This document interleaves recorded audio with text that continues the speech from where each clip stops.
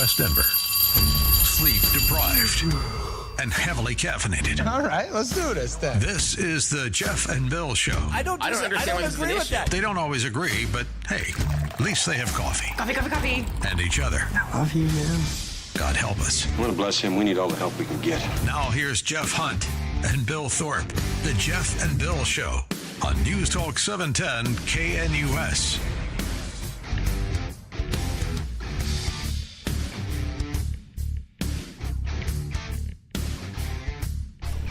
It is 9 a.m. in the Mile High City on this Thursday, October 23rd, 2025. I'm just wondering if the little guys chugging along in the Pacific with their cocaine boats are going, I have a right to privacy, as the drone missile hits them. Let's talk about this because Trump's unleashing for the second time in 2 days. Trump administration launching deadly strikes on vessels suspected of smuggling drugs in the Pacific. Defense Secretary Pete Hegseth saying that the strikes this week were the 8th and 9th known boat attacks that U.S. Special Operation Forces have conducted since the operation began in September and brought the officially acknowledged death toll to 37. Oh, I'm so sorry your little drug cartel operations are no longer so easily available to get into the United States. I love it. I want to see more of this. I'm going to get really passionate about this. And yes, you can call in and say, we haven't officially declared war. These are extrajudicial killings, and they're non-constitutional.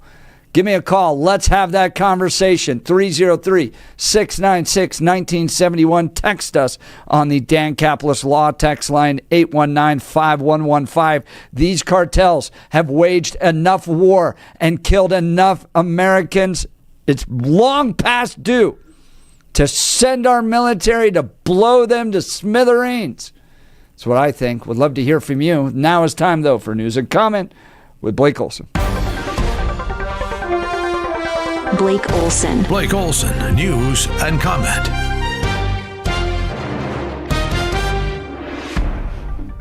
All right, good morning. It is Thursday, 45 and mostly cloudy, expecting a high of 70 today. News sponsored by Pastor Camp Heating and Air Conditioning at 303-777-1234 to learn more about special savings opportunities on Lennox equipment.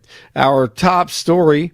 Air traffic controllers, some people call the policemen of our skies, they have been showing up at work without pay. And news reports have suggested that these men and women are seeking outside employment just to keep their families afloat. Some of them are working these long shifts, and then they're hopping in a car and driving for Uber. Speaker Johnson on the shutdown and air traffic controllers working Uber and other jobs after work. Colorado's own Representative Jeff Crank on the show this morning with Jeff and Billy. It's now day 23 of the Schumer shutdown. The Senate failed for the 12th time to pass a funding bill that would end it. Crank says, of course, it's on the Democrats. Why not just take yes for an answer? Because John Thune told Senate Democrats, let's just open the government. I'll give you a date that we can vote on these health care that enhanced premium tax credits. That wasn't good enough. So I don't know what it is. You'd have to ask them. I'm not the one that's in charge of the shutdown. It's them. And so I don't get it. I don't understand it. And again, we can talk about all these things. When you talk about people suffering, are these enhanced premium tax credits being dealt with? No, we're not dealing with them right now because we're dealing with the government shutdown. Once you get that out of the way, we can talk about these other things. Denver's own Trailblazers head coach Chauncey Billups reportedly charged in an illegal poker operation connected with the mafia. Meanwhile, a player from the Heat, Terry Rozier, has been charged in a different case involving inside information to make wagers on games. Reportedly, Chauncey's did not have to do with games. The NBA educates everyone involved in the game on gambling, from the trainers to the coaches, to the players, the media, anyone, statisticians, and the dangers of it, and the fact that you'll lose your job if you get involved in gambling. The problem is everything in sports now revolves around gambling, and they're going to have to figure it out, or it is going to ruin sports. There's just way too much money in it. Sanctions on two of Russia's largest oil companies are being imposed by the DJT administration. The move is aimed at getting Russia to agree to an immediate ceasefire with Ukraine. 47 has previously signaled he could impose penalties on Moscow for its continuation of the war, and in remarks from the Oval Office, he explained that he felt it was time to issue the sanctions. Construction crews are demolishing the East Wing of the White House to make room for President Trump's new ballroom, and actually everyone's ballroom. They're going to be able to use it for 100 years, hopefully. Lefties have lost their minds over it for, of course, political reasons. And here's how the left handles opposition. Texas State Representative, if you haven't heard it yet, Jolanda Jones, how she wants to handle Republicans. I'm from the hood, okay? So when a bully comes, like, if there are no rules, you literally have to figure it out. So Donald Trump has changed things, and people trying to do what's always been done is not going to work. And I think that's why Democrats are losing black people. That's why they're losing poor people, because poor people, all they want is for us to fight. So if you hit me in my face, I'm not going to punch you back in your face. I'm going to go across your neck, because we can go back and forth fighting in each other's faces. You've got to hit hard enough where they won't come back. And so, for the same way I went to New York and spoke with Governor Kathy Hochul and said, if they're going to try to wipe us out in Texas, we need to wipe out every Republican in New York, in California, in Illinois. No. Wow, exactly what Kamala did. And all of her friends on the left 4 years ago and 7 years ago and 8 years ago, this is what they do. They resort to violence. Nice job. She looks really pretty in her outfit while she talks about slashing people across the throat. DeCarlos Brown Jr., the man who murdered Irina Zarutska, stabbed in cold blood, seen on video on the train in Charlotte. Brown Jr. has been federally indicted and is likely to face the death penalty. Nuggets tip off the NBA season tonight at Golden State, and the Avalanche play host to the Hurricanes in Lodo this evening. Vikings and Chargers in the NFL. 44 in Lone Tree, 43 in Lafayette, 45 in Denver. Jeff and Billy continue. Blake Olson, News Talk 710 KNUS. Expect another good-looking day here in Denver and along the Front Range with sunny to partly sunny skies, light winds, and a beautiful October day. Temperatures will be well into the 60s up to near 70 degrees, lows tonight near 40. Becoming cloudy Thursday and Thursday evening, a chance of showers. Highs mid to upper 60s Thursday, showers ending Thursday night, lows in the low to mid 40s. A little cooler Friday, a high near 60, back to the mid to upper 60s and partly cloudy for Saturday. Meteorologist Don Day in the 710 KNUS Weather Center.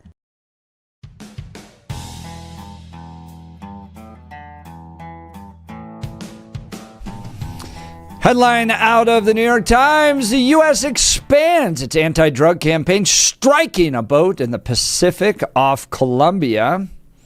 Bill, what do you think of these? We're now looking at 37 officially acknowledged death toll. Mark Rutte, the Secretary General of NATO, said that. Different story. Sorry, the articles combined there. Hegseth has not provided complete geographical details beyond saying that the attacks had taken place in the Eastern Pacific in international waters. All of the previous 7 attacks have taken place in the Caribbean. Good use of resources, sending a message to the cartel that we're no longer playing around and that the death of Americans isn't going to be tolerated, or civil rights violations. Your thoughts? Well, a couple of layers of things. I I somewhat disagree with the idea, and I know they use this a lot, that these cartels are coming here to kill Americans. No, they're coming here to make money. This is a supply and demand thing. That is functionally true and has been for decades. So the idea that we're assuming these are terrorists coming here to intentionally harm Americans when we are purchasing the drugs from them and then voluntarily ingesting them, I have a problem completing that circle of logic, just personally. Now, the other thing that I have questions about is, and again, it's difficult for me because I don't want to know the information gathering process or how they know, but even from official sources, they do say these are suspected terrorists.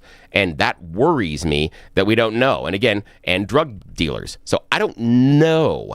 And we have made mistakes in the past. And one of those being so far with someone like Abrego Garcia. The idea that he was tagged as this dangerous MS-13 gang member, and yet we haven't seen the government be able to necessarily prove that in a court of law yet. That's what I'm worried about in situations like this, when the government gets to decide universally who the criminal is and what the punishment should be. I'm concerned. I don't want to know the exact process, but I really want to have some sort of an oversight that assures me that we are going after people that are awful. And the other question I have would be, given voice to someone that called off air that was heading to Glenwood Springs, and appreciate you listening that far up in the mountains. Thank you so much. But the cell phone signal is about to cut off. And his question was, we hear all the time about it's the Chinese that give us the chemicals for fentanyl. Correct. Why are we not then monitoring boats coming out of China and shooting their boats as well? I think we are monitoring them, and I'd be fine if we shot them. Look, you have two different things happening here, but in both cases, Americans are dying. I think the Chinese want to kill Americans, 100%. I think that's part of reason why they do this. It's part of their strategic warfare against us, is to send all these chemicals to Mexico where they're put together and then kill Americans. I think they rejoice in the death of Americans. But I don't care if that's not your primary motivation. If your primary motivation is still to make money, but it results in the death of Americans, that's terrible. And when it results in the death of 100,000 Americans a year, that's way worse than what Al-Qaeda did. Al-Qaeda killed 3,000 Americans. We went to war for 20 years against those people. These guys killing 100,000 Americans a year with their drugs. And you get this, on one hand, you get the kind of, oh, no, we shouldn't have the war on drugs. Let's just bring counselors and maybe we won't have this problem. They are inflicting death and pain against our fellow citizens. They are terrorists. They should be treated as such. And it is so refreshing to have a president that's unleashed the power of the DEA to go after these people and take drones and target these boats until you got to be insane to want to try to bring an illegal drug into America. Yeah, the thing is that I understand, again, I disagree with the idea that they're doing this and then killing Americans, because in every case of overdose, that individual voluntarily took the drugs.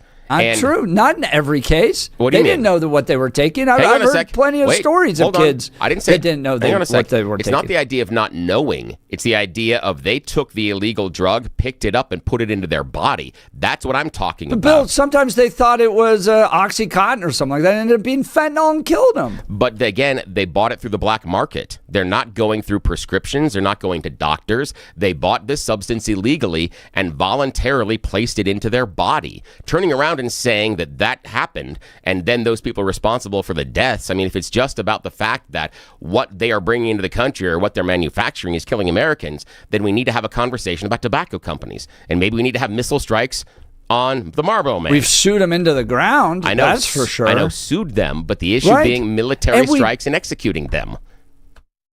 I mean, do we need to have a military strike against Philip Morris's headquarters? That's what I'm looking at. Because, again, that was a product that was specifically designed to get someone addicted and did have negative consequences, of which they hid, and they actively promoted it.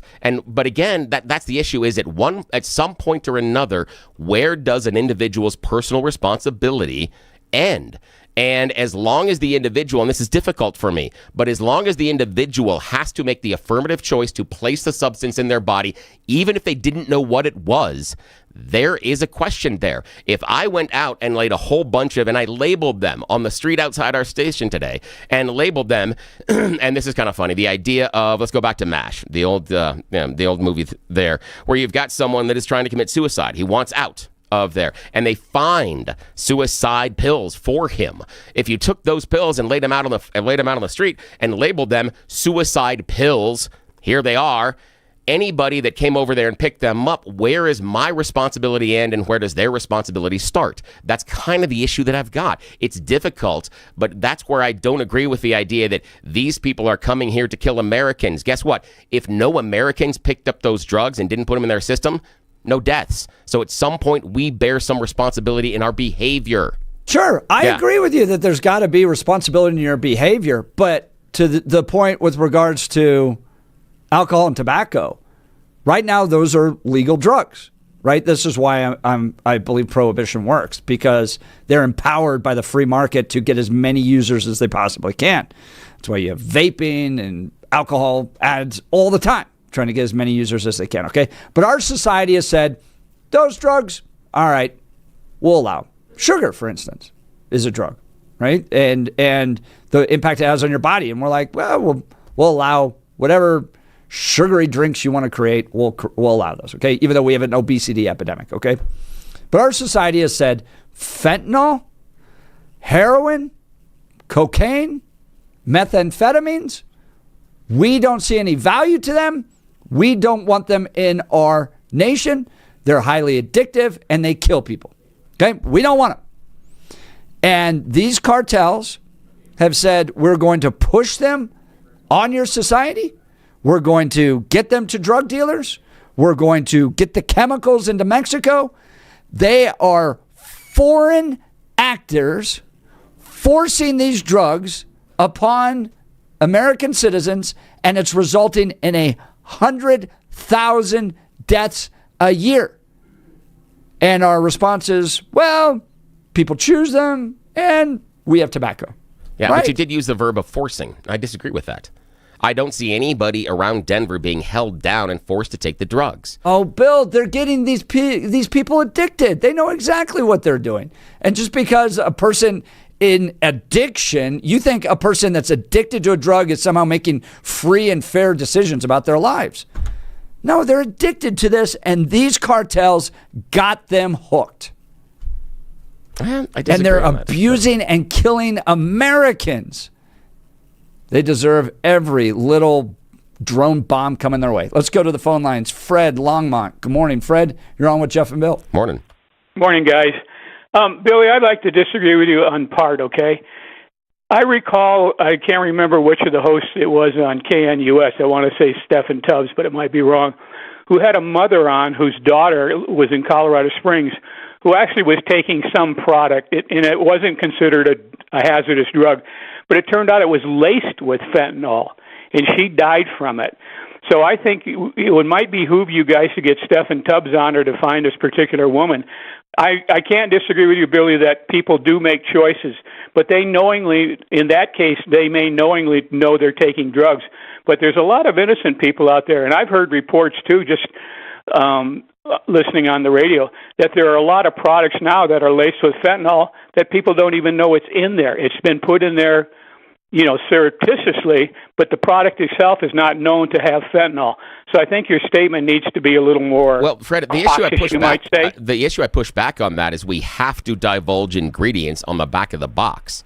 And they have to divulge that. Come on, Billy. So, hang on, Fred. People don't always divulge all the products that are in there. Fred, then what you can do, if that is a concern, is you go and you test the product. And there are companies out there, and in fact, there are even government agencies, of which have been Doge, so we don't have enough people testing the products anymore, so maybe we don't know. But that would be on the Trump administration and Doge in my mind for cutting out the agencies that were supposed to be responsible for the safety in the first place.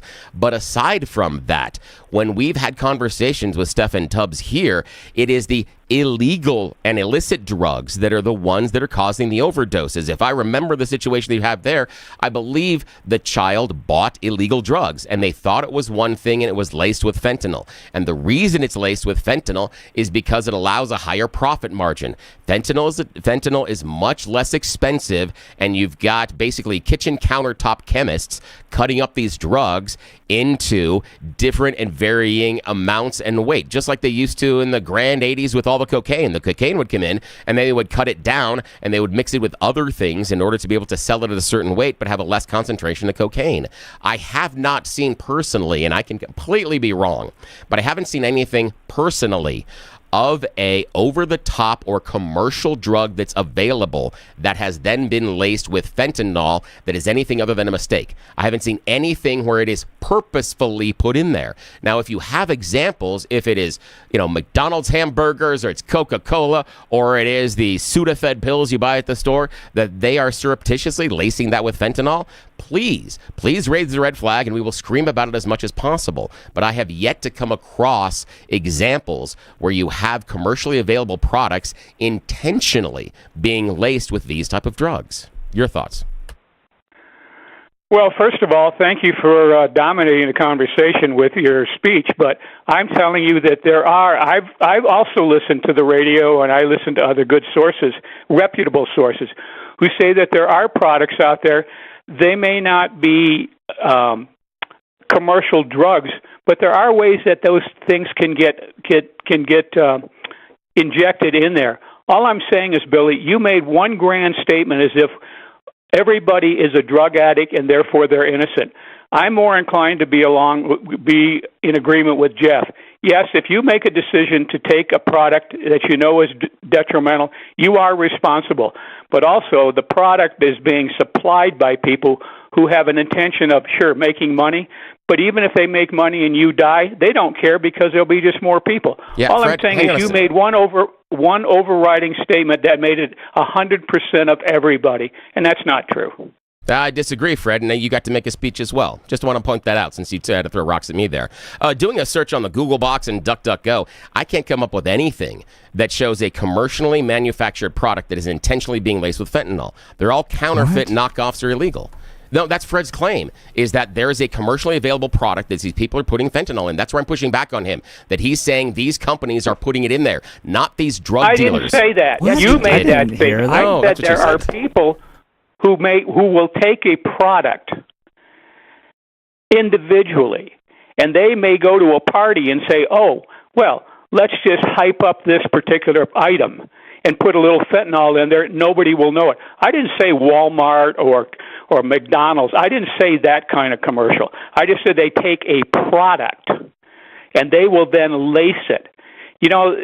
Billy, you want to make it as if Fred, everybody does. I want to ask you guys this question. What do we do with these guys? These cartels that operate, they're making a ton of money. And I'm not saying that Americans are completely innocent in consuming these drugs, and that's not part of the problem in this equation.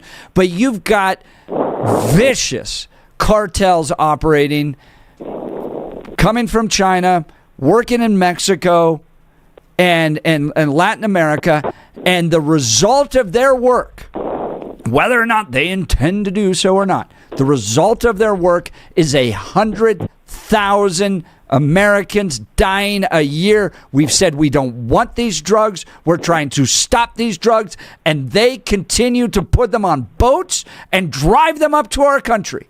I'm sorry, but I'm past the days of going, guys, I sure hope you can find something better to do with your lives. Please don't kill our American brothers and sisters with your drugs anymore. No, drop bombs on them. I'm tired of Americans dying because of these jerks down in Latin America killing us. Trump's right here. Hey, Fred, what do you do with these Fred, people? I think I know we got sideways, because in your original example, you talked about the example from Stephen Tubbs and the daughter taking a product. For me, that is a commercially available product. Otherwise, it's an illegal drug. So that's where our disagreement lies. What do we do with these guys? I know, but hang on. That's where our disagreement lies, is the nouns that were used. So if you meant illegal drugs, I apologize. And then I agree with you that people are absolutely leasing, and we can come to agreement on that one. Absolutely. So, Fred, what do we do with these guys? What's after Jeff's question? What do you think we do? Well, first of all, you couldn't get away with what I would want to do, but I'll tell you anyhow. I would line those guys up against the wall because they know what they're doing also. These guys that are developing it and selling it, and I'd shoot them. I'm a little sick and tired of, we've got to be humane. We can't have cruel and unusual punishment. Those people down in whatever country these drugs are coming from, they know exactly what they're doing. I've seen a few programs on TV too, about some of these drug cartels and some of these people that are behind them. Those people have no concern about what happens to the person in the end. All they care about, as you point out appropriately, they get their money. But if a few people die, hey, no problem. We'll just go find more people. All I'm saying is to indict everybody and say, time to go to war. You were responsible time to go for to war. What you Fred, I appreciate it. We got so many calls I want to get to. We got Pete Boyles coming up. Chad Greeley. Let's go, Chad. Good morning, Chad. You're on with Jeff and Bill. Morning. Good morning, gentlemen. I believe there's more than enough blame to go around. I believe everybody should be held personally accountable. If that's the smugglers, well, you got to do dealing drugs. There's a cost-benefit analysis in doing it. And if you get blown up or shot, well, that's what you get. When you take the drugs, there's kind of a cost-benefit analysis there too. Is the high worth the risk? Do you think it's unconstitutional for Donald Trump to drop drone bombs on these guys bringing up the drugs? Yeah, there's lawyers that could twist this every which way. I sure as hell hope it would be constitutional, but would I probably get tore apart with a lawyer? Probably so. And if it requires an act of Congress to get more serious about this, I'm okay with it, but I don't trust Congress to do much. Absolutely. Chad, I appreciate it. Thanks so much. Chad. Let's go to Tim in Littleton. Good morning, Tim. You're on with Jeff and Bill. Morning. Good morning, guys. Billy, you're about 25% right. I'm retired U.S. Coast Guard, 30-year act. Now, Tim, I just want to say that's a larger percentage than I am normally right, so I appreciate that. So I love we get these guys that call. Go ahead, Tim, please. Yeah, we should have been doing this activity with those cigarette boats 30 years ago. I am telling you right now, a lot of these governments know what these guys are doing. They're in cahoots. Colombia, Belize, Peru, a lot of these governments, and it may not be the federal government, but the local governments are hand in hand because they benefit from it. And you're right, Billy, these people, this is a money business. It's about the money, nothing else. They don't care who they hurt.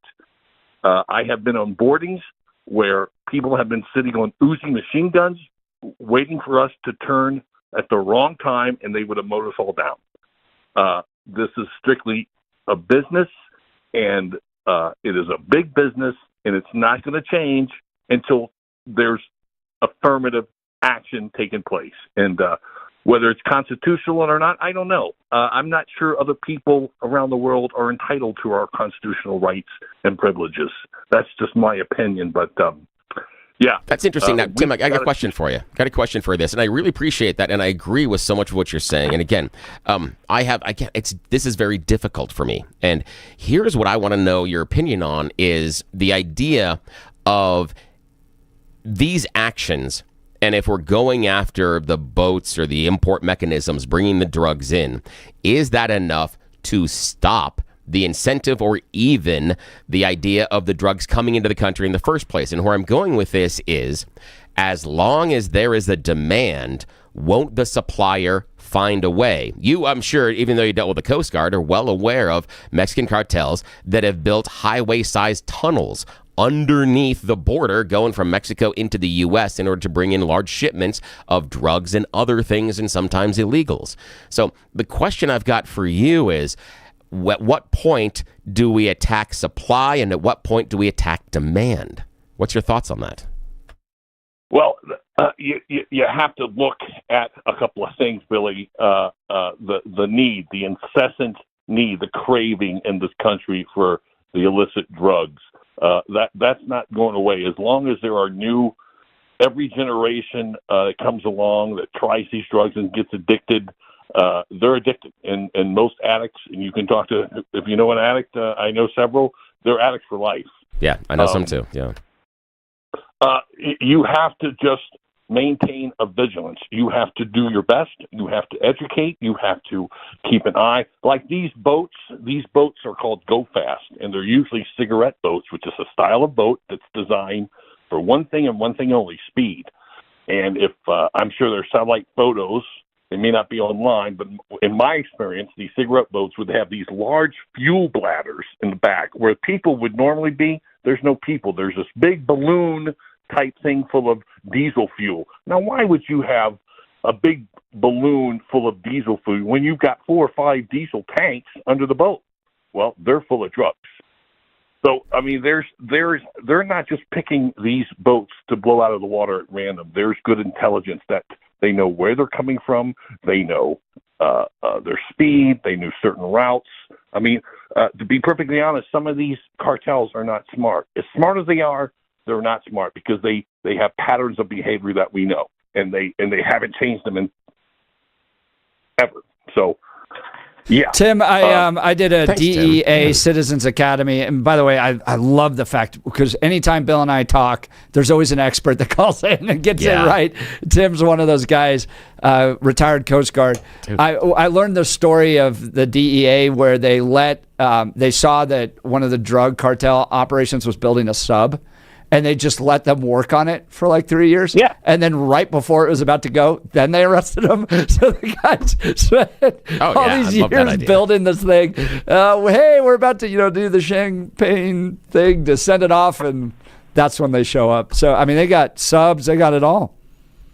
Yeah, but Billy, I don't know if there is an answer to your question. There will always be an appetite for this poison, but all we can do as a nation and as a people in good conscience, and I consider myself a Christian, not a very good one, but I am one, is try to be vigilant and let these people know on the other end who are evil no more. We're not doing this. Tim, great call. Tim. Sure, appreciate it. Tim from Littleton, his line is open. We've got Peter Boyles coming up. He's going to preview what his show on the weekend is like. Let's talk Black Eyed Pea real quick. Friends, I love this restaurant with 8 locations. There's sure to be one near you.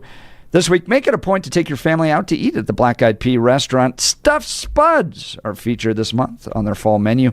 Who doesn't love a good baked potato? Check out their sweet pork spud, a sweet potato topped with pulled pork drizzled with barbecue sauce, cheddar, and Monterey Jack cheese, as well as green onions. Gosh, my mouth is watering thinking about it. They also have the chopped steak spud, a south of the border spud, a cheeseburger spud, a pot roast stuffed spud, plus more. See their menu at blackeyedpeacolorado.com. Your dinner party, rehearsal dinner, wedding reception, or company event will be a success with Black Eyed Pea Catering. And Black Eyed Pea gift cards are always perfect for your spouse, birthday favors, holiday presents, or as a thank you to someone special. Be sure to get them a gift card. I love this restaurant. It's Maha. It's local. I know you'll love it as well. So keep it in Colorado and visit the Black Eyed Pea near you. We'll continue. Pete Boyles coming up. You're listening to The Jeff and Bill Show. This is Denver's talk leader, News Talk 710 KNUS.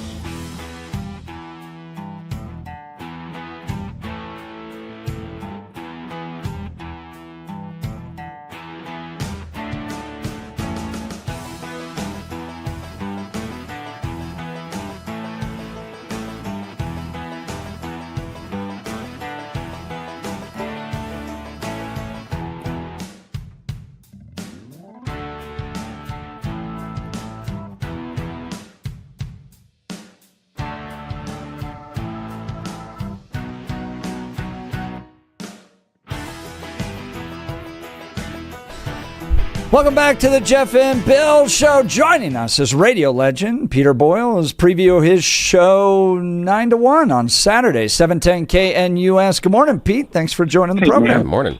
Thanks for doing that, you guys. Good morning, Billy. Welcome back. That's great, man. Short and sweet. What do you guys do with UFOs? Do you up, down? It's a belief thing, but it's huge right now. Totally, it's totally a belief thing. I am a no on UFOs. I think they've always been attributed to experimental government programs. Your thoughts? Yeah, for me, I think that, here's the thing. I think aliens exist because if not, the universe is a tremendous waste of space. However, is life elsewhere in the universe sentient enough to manage interstellar travel? There, I get a little bit more skeptical. Well, it's as you know, it's front burner stuff right now. Yeah. But there's a book now about October 1967 and about Snippy the horse and the beginning of the cattle mutilations and all the stuff that went with that. And so the new book out about Snippy and what happened in the mutilations and also UFOs. Also, I think you guys all know Jerry Schimmel, holding the record of being the only man fired twice from KOA and the Colorado Rockies. I think the world of Jerry. I mean, he is just one of the all-time. I mean, he's had some life experiences that very few people could even begin to imagine. And then he's been a great sports figure. He's also a distance bike rider. My son looks up to him in a training period. So I don't know. It's going to be one of those shows, but what do people think about UFOs? Now, I didn't know anything about Snippy the horse, so there's a Wikipedia it's like the worst page, children's book ever. But don't get the pop-up version. It's death awful. and alleged dissection of a Colorado horse. You bet. And Snippy plays out in the, I don't want to say mythology of it or the actual events predicated around Snippy, but Snippy was real. And I don't know if that was before you guys were born. Oh, yeah. But also, everything that, remember the mutilations and everything that went on with that? I mean, that was the first time that we took the radio show to, that began the haunted house thing for me. And there was a guy that claimed that all of these things, mutilations were happening here in Colorado. And we took the team. Ward Lucas went, Jim Turner went, Alan Dumas went. There was all these stories about going to this ranch where his cattle were being mutilated. And of course, it's a 2-hour story, but I took the right people with me. Oh, that's great. And again, around that time, there was a lot of that exsanguination of cattle as well, where you just find the albums just drained of blood and they're missing some organs. And there's some questions did there. They ever find out what happened? Is it still to this day a UFO that did it? No, it's one of those stories that, fit in a pattern of stories. And I don't know, who knows? So this book is dropped and it's really good. And we'll put her, she's coming, I think, at 10, and I think Jerry's at noon. So now, we Pete, get bookends. with Jerry, do me a favor. I need to ask 2 questions from the Jeff and Bill Show. The first one that is most paramount is when is Denver going to finally get a Major League Baseball team? Because the one we got right now is minor league. What the hell's happening there? The other one is I would love to have you ask him about the recent case that just was announced this morning with Chauncey Billups and other NBA greats of illegal gambling. So the intersection of sports and gambling and the fact that it has been so intertwined now between the two, should we be shocked? Should we be concerned that things like this happen? I'd be fascinated to see what he thinks. Ask Pete Rose, right? Yeah, the exactly. The other part of it, of course, is shake up at KOA Radio, and their morning guys off, and Jerry's gone, and what does that mean? We just lost 4 of our guys, got let go, Chris Carroll and 3 other people. What's going on? And I think I explained what happened at 710, but KOA, question mark, and across the boards in my reading, iHeartMedia has had really a bad across the board's book. And what does that say about the business that we love and what's happening next? So Schimmel's great, so I'm looking forward to it. I'm really looking forward to it. Oh, fantastic. Peter Boyles this Saturday, 9 to 1, 710 KNUS. Always one of the most popular shows. You got to tune in for it. Saturday, 9 to 1, 710 KNUS. The legendary Peter Boyles. Thank you, Pete. Hey, thanks, Pete. Thanks, guys. Thanks, Billy. All right, guys, let's talk advanced hair restoration. If you're losing your hair, desire to have it back, then Advanced Hair has the easiest guaranteed solution. Their simple one-day treatment offers life-changing results. Guys, I've seen it with my own eyes. It's not magic, but close to it. They put hair where you need it the most, and bam, bam, bam, it grows. It's actually science. Advanced Hair has it all. Top-rated Dr. Tanya Paul's modern technology, and best of all, you get your own natural hair that begins regrowing the very next day. Advanced Hair even guarantees it will grow for life. So schedule your free consultation now, 720-459-HAIR. If you qualify, you'll get $250 off and 250 free hair grafts. Advanced Hair is the winner of Westward's Best of Denver and has changed the lives of tens of thousands of people. So don't wait. Check out the before and afters online for yourself. 720-459-HAIR or advancedhair.com. 720-459-HAIR, advancedhair.com. We'll continue. You're listening to The Jeff and Bill Show. This is Denver's Talk Leader, News Talk 710 KNUS.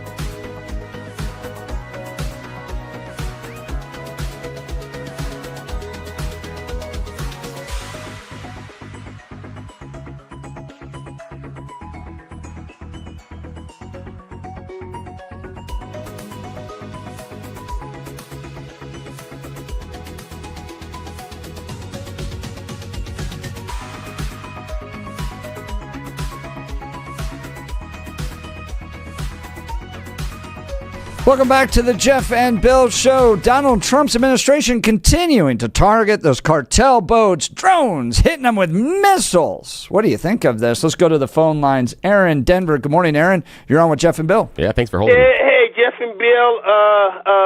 The Prohibition created Al Capone. prohibition of these drugs created the drug cartels. I agree with you, Jeff. I have no problem with Trump is doing. If you live by the sword, you die by the sword. But also, I agree with Bill. You know, drugs, illegal drugs, the so-called war on drugs. Of course, Nixon was, former President Nixon was the one who created this, so-called war on drugs. And as a result, and I think, I've been reading about the history of drugs. Cocaine used to be legal in the United States. It was created by Bayer, a German company, and of course there was addiction behind all that. You have the painkillers. We've probably still got an when it comes to crisis to painkillers in this country. That was created by Big Pharma here in the United States and abroad. So I mean, when it comes to these drugs, where they're illegal, it's a big business. It's a multi-billion-dollar industry. The drug industry is such a big industry, it could rival the Fortune 500 companies in this country and overseas. The demand is here. The demand is in Europe. The demand is, frankly, everywhere on planet Earth. I mean, drugs, the tentacles, they just go everywhere. Yeah, and Aaron, I'm reminded of, back in East Asia, there were times in which communists took over certain countries and came around, and there were people addicted to opium, and they came around and said, hey, we're coming back in a month. If you're still doing the drugs, we're going to kill you. They killed the people doing the drugs, not the supplier. You exactly. You got it right, Bill. Exactly. That's the thing is the person that's selling these drugs, whether it's crack cocaine, of course, crack was a big epidemic, especially in the black communities during the 80s and the 90s. So I mean, if you and it's true, if you don't take the drugs would just sit right there, on the dock of the bay anywhere on planet Earth. But there's a demand for this stuff, and maybe Bill, it should be Aaron and Bill. Maybe we should create our own big business and sell cocaine and hair and other stuff. But hopefully our customers won't OD on the stuff if we have the right ingredients. Yeah, you and I would do it responsibly, obviously, because we're those kind of people. Responsible heroin addict. Dealers. We will sell you heroin, cocaine. Yeah. Hey, make sure you get Brittany Pedersen in on this too. Yeah. I mean, because you got marijuana too. I mean, marijuana is legal here in the state. Now, there's a black market for marijuana, and the drug cartels are behind that, though. But marijuana is legal here too. But it's being regulated by the local and state government because what's in that marijuana. We want you to come back, but we don't want you to die. We don't want you to overdose. I want you to stay customers that are dead. I can't make money off of dead customers, guys. It's also bad advertising. What a way to personally. wrap the show, the responsible drug dealer approach. That's Aaron and I. Thanks, Aaron. You're the best, man. Have a great day. Thank you. So much fun. All right, if you missed any of the show, go to 710KNUS to download the podcast. We had Jeff Crank join us. It was a great conversation. All right, we'll be back tomorrow. You're listening to The Jeff and Bill Show. Almost Friday. This is 710KNUS.